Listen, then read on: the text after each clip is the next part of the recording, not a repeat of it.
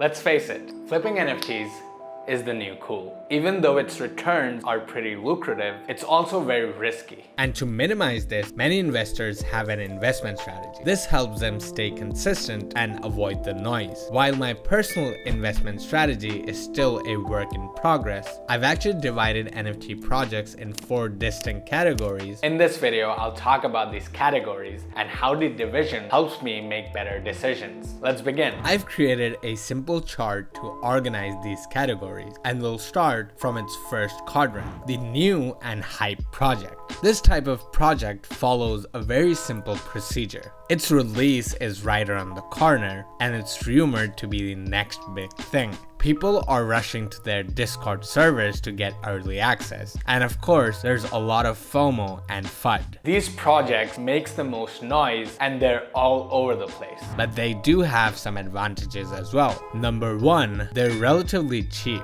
And number 2, since they're very hype, they can be flipped very easily. But they also have a few disadvantages. The first is that they're very difficult to get into because there's a very big demand. So naturally, people lose a lot of money in transaction fees while attempting to buy one of these projects. These projects are also easy targets of NFT whales, as they can buy a very large amount of the project and then later cause market manipulation. My strategy with these projects is to do my research beforehand and to find the ones with the most potential. Once I shortlist a few of these projects, I allocate a small portion of my portfolio to them and do not exceed it. This actually ensures that I'm not completely missing out, and I also have funds for other projects. The second quadrant has projects that are new but less known. You know, the projects that you accidentally run into but absolutely love, and after analyzing them, you feel that they're very underrated and they're gonna blow up real soon.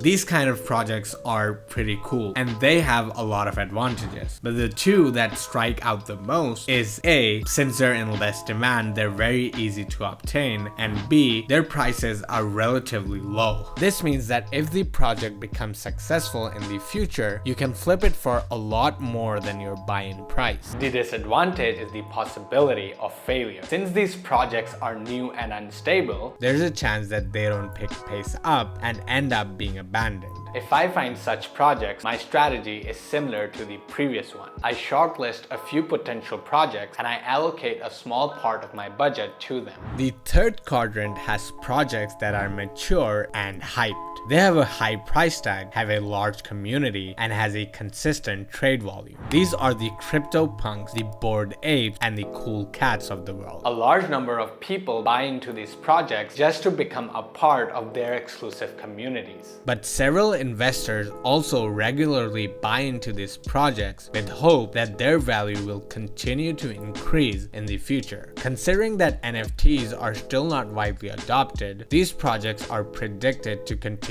growing, so they are a high-paying long-term investment. Currently, I can't invest in these projects without losing diversity in my portfolio, but I plan to buy into some of these projects in the future. The 4th and final quadrant represents the mature and lesser-known projects. These projects are the ones that have been existing for a while but are not very well known. They're relatively stable and they also have a small but dedicated community. This combination makes them a very strong long-term investment. But they also have a few disadvantages. Firstly, they have low liquidity since there is less demand. Secondly, there's a chance that these projects will remain unknown for a very long time. I invest a large part of my portfolio in such projects. That is because for me, stability and community are 2 of the strongest indicators of a successful NFT project. But as you might have realized, there's no single best category. Every quadrant represents a balanced set of opportunities and risks, and a strong and diverse portfolio have projects from all 4 quadrants. I hope this video helps you in creating your own investment strategy. Thank you for watching this video and have a wonderful day.